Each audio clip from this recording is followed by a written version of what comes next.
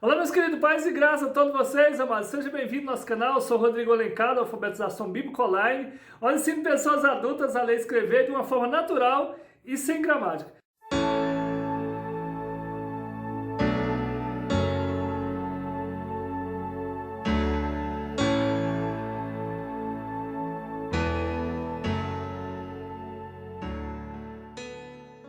Esse vídeo de hoje, essa aula, é dando continuação do nosso estudo nas nossas pré-aulas para a Escola Bíblica Dominical. Essa lição, essa revista é do quarto trimestre, nós estamos agora em 2020, e o título dessa lição é A Fragilidade Humana e a Soberania Divina, o Sofrimento e a Restauração de Jó. Essa revista é estudo bíblico da CPAD, estudo para adultos, e agora nós alcançamos também a lição de número 8, que tem o título também, A Teologia de Zofá. O justo não passa por tribulação, é esse o estudo de hoje. Dando continuação, queridos, o texto dessa lição se encontra no livro de Jó, capítulo 11, e o versículo 18, onde está escrito assim: E terás confiança, porque haverá esperança. Olharás em volta e repousará seguros. Nós vemos aqui a verdade prática, diz o comentarista. Segundo as Escrituras, até mesmo o justo passa por tribulação. Nós vemos aqui os versículos-chave para a leitura bíblica em classe.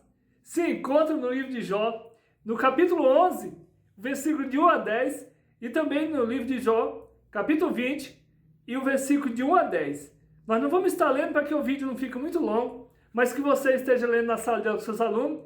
Que o Senhor Deus venha te dar graça, sabedoria, força e entendimento em nome de Jesus. O objetivo geral dessa lição, diz o comentarista, mostrar que Zofá, assim como seus amigos, defende que os ímpios sempre serão punidos e os justos recompensados. Será mesmo? Será que os ímpios sempre serão punidos e os justos só têm as recompensas? Vamos ver então, nessa lição de número 8. Os objetivos específicos são 3. Vemos aqui, então, o primeiro tópico, destacar no entendimento de Zofá que o sofrimento de Jó fazia parte de um sábio julgamento divino. Segundo tópico, explicitar que a conversão defendida por Zofá era de natureza legalista. Nós vemos aqui, então, no terceiro tópico, esclarecer que a teologia de Zofá limita a soberania de Deus na sua capacidade de julgar. Quer dizer que ele está limitando. O ponto central dessa lição, diz o comentarista, o justo passa por tribulação. Na introdução, diz o comentarista, nessa lição veremos o discurso de Zofá, o último amigo de Jó, a falar na série de debates. Então eles estavam se debatendo ali, falando nos debates, que eram os homens sábios, E esse aqui é o terceiro, é o último amigo aqui, Zofá. E Jó capítulo 11, versículo 20. E ele diz aqui, ele insistirá na tese de que o justo não passa por tribulação, a semelhança do que pensavam seus amigos, Elifaz e Bildade, Que nós vemos aqui o primeiro amigo que falou, foi Elifaz e o segundo Bildade, agora o terceiro Zofá. Então, a tese dele é igualmente a dos outros amigos deles. Então, eles aqui, conversando que eles eram amigos de Jó, Se fosse nesse tempo de hoje, eles iam estar aí no WhatsApp ou no telefone conversando, Todavia, Zofá é mais duro e impiedoso na acusação contra Jó. Quer dizer, esse último amigo aqui de Jó ainda é mais duro na acusação contra Jó, Que eles querem condenar Jó, que ele está com o pecado. Por isso que ele estava passando por problemas, Veja só, ao contrário de seus amigos, ele faz 2 discursos suficientes para derramar seu ressentimento contra o patriarca. Eles estavam, Jó estava com bons amigos. Veja só, com o amigo, quando você está bem, tudo bem, Aí o amigo deles, que era Jó, estava passando por problema difícil, então aí eles estavam agora acusando a Jó. E assim acontece no nosso dia a dia, Quando você tem amigo que você está bem, seus amigos quando você tem dinheiro, você tem os seus amigos. Aqui, e ele continua. E ele o acusa de se levantar contra a soberania divina e aconselha Jó a voltar-se para Deus. Ele quer dizer que Jó estava contra Deus, Jó estava caminhando, né, em outra direção do que Deus queria. Na verdade, não era. Jó estava passando, né, pelas provas que o Senhor tinha permitido. Então, glória a Deus. Dando continuação aqui, o primeiro tópico, Deus se mostra sábio quando aflige o pecador. Veja só, o primeiro subtópico, Deus grande e sábio. E ele continua. Zofar defende que o sofrimento de Jó fazia parte de um sábio julgamento divino, pois para ele, Deus demonstra grande sabedoria em reprimir os maus. Então aqui, ele continua falando, julgando Jó, e que Deus é sábio em fazer o julgamento para pessoas, para os maus, né? Por outro lado, os bons jamais passam por tribulação. E você que está nos assistindo aí, essa aula, você acha que só quem passa por tribulação é só os maus? Ou os bons também passam por tribulação? Jesus diz que no mundo tereis aflições, né? Olha só, e ele continua. Para Zofar, se alguém deve algo, tem que pagar. Isso aqui, na verdade, né? Mas diante da soberania divina, Deus que, né, que vai fazer como ele se apraz, né, para ele. Com dureza, o terceiro amigo de Jó não demonstra a mínima compaixão pelo sofrimento do patriarca de Uz, ao acusá-lo de que se comporta como um animal irracional. Ele falando que Jó aqui, olha só, um jumento que não tem entendimento. Jó capítulo 11, versículo 12. Então aqui o amigo de Jó condena ele, acusa ele, chama até ele de animal irracional, um jumento que não tem entendimento, né? Ao não perceber a sabedoria divina na condução das coisas, quer dizer, na condução que estava conduzindo a vida, Jó não estava, isso quer dizer que Jó não estava entendendo com sabedoria o que Deus estava fazendo com ele, quer dizer que ele tinha que voltar e se arrepender. Ele continua a condenar e a julgar Jó, diz aqui, para Zofar, Jó valeu-se na sua defesa de palavras exageradas, desrespeitosas, cheias de justiça própria, ignorante sobre as coisas de Deus. Ele quer dizer aqui que Jó não estava entendendo o que estava acontecendo, que Deus estava julgando ele por causa dos pecados, porque ele não estava, né, nos caminhos do Senhor.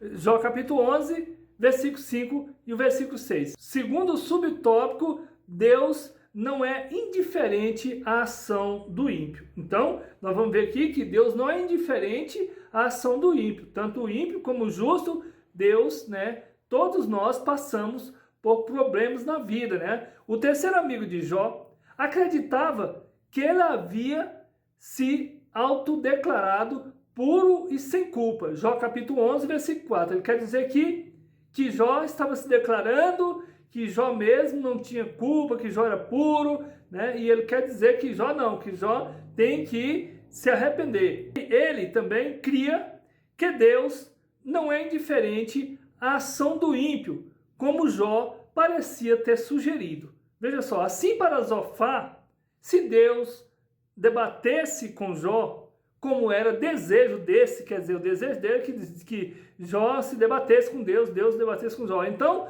não haveria dúvida de que ele ficaria contra o patriarca e não a seu favor. Quer dizer, que se Deus estivesse aqui, julgando Jó aqui, ele não ia ficar do lado de Jó. Ele não ia ter pena, ele ia ficar, né, a favor de que Jó estava mesmo errado.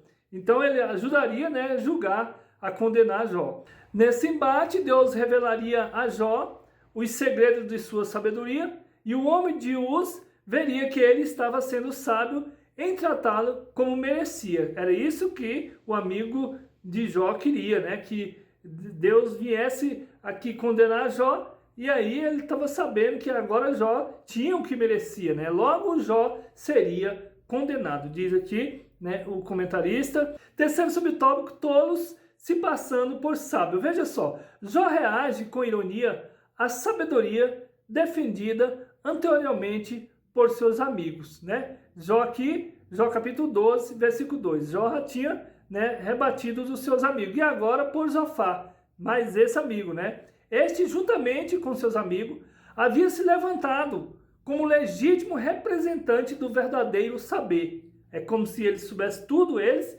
os amigos de Jó, e agora, em vez de estar, né, ajudando o amigo que estava ali passando por um momento difícil, eles estavam caçando gente de condenar mais esse amigo ainda, mais Jó, né? Zofá, pois, pretende representar o próprio Deus em seu discurso, Jó capítulo 13. Todavia, Jó está convencido de que isso não se passava de charlatanismo. Veja só, vós, porém, sois inventores de mentiras, e vós todos médicos que não valem nada. Jó capítulo 13, versículo 4. Ele, portanto, está resoluto em deixar os amigos ir à procura de Deus. Mas eu falarei ao Todo-Poderoso e quero defender-me perante Deus. Jó capítulo 13, versículo 3. O patriarca estava certo de que havia uma sabedoria do alto, que seus amigos desconhecia por completo, e quando revelada, ficaria ao lado. Olha só, no capítulo 28. No lugar dos julgamentos dos homens, há uma sabedoria do alto, né, que sonda os corações dos que são chamados pelo o nome do Senhor, pois este não vê como os homens vê. 1 Samuel, capítulo 16, versículo 7. Síntese do tópico 1, o resumo do tópico 1. Deus é grande e sábio. Os amigos de Jó tentam se passar como representante dessa sabedoria. Então aqui eles tentam se passar como se eles fossem sábios, né? Para condenar Jó. Dando continuação, segundo tópico, a conversão como resposta à aflição. O primeiro subtópico, purificação moral. No versículo 13 ao 20 do capítulo 11, Zofá conclui seu discurso sobre a situação de Jó. Veja só, ele não tem dúvida de que o patriarca está em pecado e por isso a única forma de ele se estabelecer é por meio de uma purificação moral. Então ele continua, igual os outros amigos também de Jó, condenando e julgando Jó, que ele está em pecado e que eles têm que se retratar com o Senhor para ele sair dessa lamentável história que ele está passando, desse momento que ele está passando, né? E ele continua, Zofá, portanto, conclama Jó ao arrependimento e conversão. Olha só, ele continua. E ele enumera 3 passos para que isso aconteça. Olha só, ele está até dando aqui a forma como que Jó tem que fazer. Conduta correta, oração e renúncia ao pecado. Então, segundo Zofá, se Jó cumprisse essas condições, reconhecendo que estava em pecado, Deus o restauraria de sua miséria. Veja aqui que o amigo de Jó, Zofá, continua condenando a Jó. Entretanto, a ideia de arrependimento de Zofá é mais de natureza externa do que interna. Quer dizer, é mais externo aquilo que eles estão vendo, né? Mas o interno de nosso coração, o homem não vai saber. Então Zofá estava falando mais sobre a natureza externa, daquilo que ele via, que ele falava, né? O que está em vista é uma teologia do moralismo salvífico em vez de graça divina. Por isso é que nós temos que recorrer à graça do Senhor, queridos. Porque a teologia aqui dos homens, elas vêm tratar daquilo que está aparente, né? Externo. Mas o que está no coração do homem, só Deus que pode saber. E ele continua, nesse aspecto, o arrependimento não passava de um mero ritual. Quer dizer, quando ele pega essa teologia de fazer o arrependimento por causa do seu exterior, que ele está vendo, que está acontecendo, não passa de um ritual, de um mero ritual. Porque às vezes a pessoa faz tudo, mas não muda por dentro, né? Então, ele não está convencido do que a mudança vem de dentro, né, da pessoa. Na teologia de Zofá, a simples prática desses ritos trazia consigo o poder de conferir o favor divino. A teologia dele, na teoria dele, ele acharia que, até pessoas pensam assim também, que fazendo um ritual ali, né, que ele poderia conferir o favor divino. Mas não, querido, Deus faz como lhe apraz. Olha só, na verdade isso era o que se conhece hoje como legalismo religioso. É religiosidade, né? A gente olhar a aparência. Por isso, queridos, é que quando Samuel vai lá escolher um dos filhos de Jessé, eles conheciam, olhando a aparência, eles acharam que eram os filhos mais famosos ali de Jessé, né?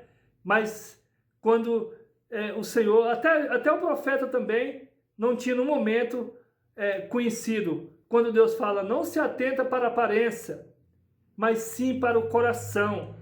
E aí foi quando eles escolheu Davi, que não estava no meio de seus irmãos. Então, queridos, nós não podemos atentar para a aparência. Quando você atenta para a aparência, chama-se religiosidade, né? Segundo subtópico, é possível negociar com Deus? Estudiosos destacam que Zofar tenta induzir Jó a negociar com Deus a fim de se ver livre de suas dificuldades. Quer dizer, eles querem que Jó venha negociar com Deus, né? Para poder, como diz o pessoal, barganhar com Deus para poder sair da dificuldade. Era exatamente isso que Satanás desejava que Jó fizesse, que o inimigo, Satanás, também queria que Jó, né, negociasse com Deus. Jó capítulo 1, versículo 9. O diabo acusou Jó de ter uma fé interesseira, com base nas promessas de prosperidade em troca de sua obediência. Foi quando ele esteve diante de Deus, Satanás, ele falou assim, mas tudo bem, só porque ele tem bonança, o Senhor enriquece ele, por isso que ele te obedece. Aí Deus então permitiu, foi quando Deus permite que Satanás toca em tudo de Jó, menos na vida de Jó. Se Jó tivesse seguido o conselho de Zofar, teria feito exatamente o que o inimigo queria. E Jó, então, aqui não blasfemou contra o Senhor. Terceiro subtópico, a angústia de Jó. Diante das insistentes acusações dos amigos, do silêncio de Deus, Jó dá sinais de desânimo. Aqui no capítulo 12, ao versículo 13, ele manifesta de vez toda a sua condição humana. O justo sofre. Olha só. Então, queridos, a gente olhando para Jó, a gente vê que o justo sofre. Então, nós não podemos ter esse pensamento que agora você está em Cristo, que você não vai morrer, que você não vai passar por tribulação. Não. Veja só o que acontece aqui com Jó. Se Jó seguisse o conselho de Zofar, estaria assinando um termo de confissão. Olha só. Assumindo algo que não havia feito. Porque ele não tinha feito algo, mas ele acabaria assinando o que ele tinha feito para poder agradar, né, os seus amigos. Acreditando que os amigos estavam sabendo mais do que Deus, né? Ele sabia de sua integridade, por isso não se sujeita a esse capricho do amigo. Então, ele sabia a sua integridade. Então, Jó, como ele sabia da sua integridade, né? Por isso ele não se sujeita ao capricho dos amigos e nem do inimigo, né? Que na verdade o inimigo ali, Satanás, ele foi na mulher de Jó, mas Jó não se cedeu. Depois ele viu que não teve jeito e foi para os amigos de Jó. Isso o lança em um dilema angustiante. Veja só, queridos, no capítulo 14 ele demonstra que sua esperança está desvanecendo, comparando-se a uma flor que é cortada, uma sombra que desaparece e um empregado que trabalha, mas que logo é dispensado. Então ele fazendo aqui essas comparações. Qual o sentido da vida nessa circunstância? Haveria esperança? Jó parece estar desiludido. Até mesmo uma árvore, quando tem seu tronco cortado, volta a ter brotos novamente. Mas isso não acontecia com o homem. Nesse aspecto, o homem se assemelhava mais à água que evapora ou que se infiltra na terra. Diante desse quadro, Jó se pergunta: morrendo o homem, porventura tornará a viver? Jó capítulo 14, versículo 14. Era a pergunta de um homem crente e piedoso, porém angustiado, que não tem medo de expressar sua verdadeira condição humana. Então, Jó, ele não blasfema. Era vontade que os amigos dele ouvissem ele falar isso, mas ele não fala, ele não blasfema contra Deus. Síntese do tópico 2, o resumo do tópico 2. Zofar tenta uma espécie de purificação moral de Jó, conclamando-o ao arrependimento ritualístico. Então, ele quer fazer um ritual aqui, conclamando, ao arrependimento de Jó. Terceiro tópico, Deus julga e castiga os pecadores. E o primeiro subtópico, o castigo dos maus. Veja só, o capítulo 20 contém o segundo discurso de Zofar. Quer dizer, o capítulo 20 tem então ele teve o primeiro discurso, agora o segundo discurso está no capítulo 20, de Zofar, né? Esse que é o terceiro amigo, o último amigo de Jó aqui. Nele, Zofar lembra a Jó que a aparente prosperidade dos ímpios não passa de ilusão e dura apenas um instante. Isso que ele está falando aqui, na verdade, é realmente isso mesmo, né? Na verdade, ele repete o que seus outros amigos já há muito vinham dizendo. Jó capítulo 20, versículo 5, né? Os amigos dele também vinham falando isso, né? Que a prosperidade do ímpio, ela passa, por um instante. Os versículos 12 ao 14 desse mesmo capítulo são usados por Zofar para comparar o deleite do ímpio a uma comida envenenada. Então, quer dizer, ele está falando aqui do ímpio, na verdade, está certo. Mas só que ele, Jó, não estava com esse pecado, que eles estão aí condenando. É interessante a gente observar que às vezes a gente faz a condenação para a pessoa, o julgamento, sendo que a pessoa não está com esse pecado, Dessa forma, tudo o que o ímpio adquiriu de forma desonesta e pecaminosa, terá que devolver e restituir. Jó capítulo 20, versículo 18. Então aqui, para você ver, o tal dos amigos estava ali condenando a Jó e ele tentando se explicar. Esse ímpio terá como adversário o próprio Deus, que julgará e punirá. Jó capítulo 20, versículo 27 ao 29. Segundo subtópico, Jó diante de um paradoxo. Veja só, o capítulo 21 traz a resposta de Jó ao argumento de Zofar. Então, aqui o capítulo 21 a gente vai ver a resposta de Jó, segundo o argumento de Zofar.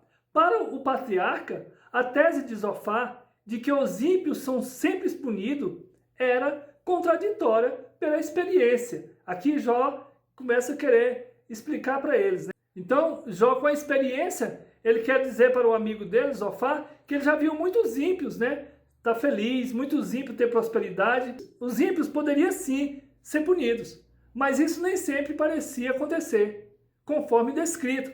Por que razão vive os ímpios? Envelhece e ainda se esforça em poder. A gente vê os ímpios também em poder e alegria, Jó capítulo 21, versículo 7.